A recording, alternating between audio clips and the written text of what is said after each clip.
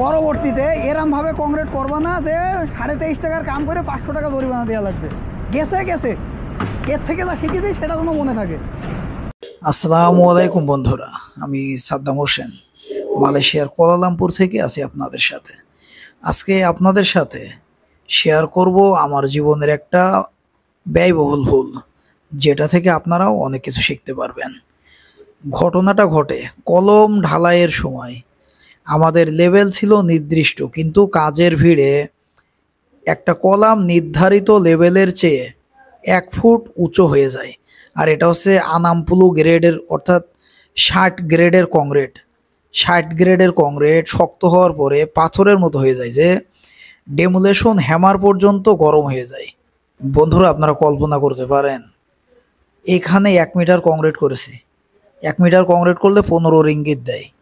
আর এই যে 1 ফুট উঁচু হয়ে গেছে, 1 থেকে 1.5 ফুট, এটা ভাঙতে আমার 4 দিন লাগছে। কারণ এটা 60 গ্রেডের কংক্রিট। এটা শক্ত হওয়ার পরে পাথর হয়ে যায়। তো 4 দিন লাগছে 400 রিঙ্গিত, অর্থাৎ 15 রিঙ্গিতের কাজ করে এই ভুলের কারণে আমার খেসারত দেওয়া লাগছে কত? 400 রিঙ্গিত। এই ঘটনার পর আমি বুঝলাম, ঢালাই হোক বা অন্য যে কোনো কাজ, প্রতিটা লেভেল, প্রতিটা মাপ, প্রতিটা নির্দেশনা শতভাগ ঠিক থাকতে হবে। কারণ এখানে ছোট্ট ভুলের দাম অনেক বড়। 15 রিঙ্গিতের ভুল এখন আমাকে 400 রিঙ্গিত দিয়ে ঠিক করা লাগবে। বন্ধুরা, আপনারা যদি মালয়েশিয়ার কনস্ট্রাকশন সাইটে কাজ করেন বা করতে আগ্রহী হন, তাহলে এই ভিডিও থেকে শিখুন।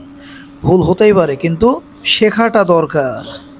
ভিডিও ভালো লাগলে একটা লাইক দিন, সাবস্ক্রাইব করে পাশে থাকুন, কারণ আমি এমন আরও বাস্তব অভিজ্ঞতা শেয়ার করে যাব, যাতে আপনার কাজ আরও পারফেক্ট হয়। আল্লাহ হাফেজ।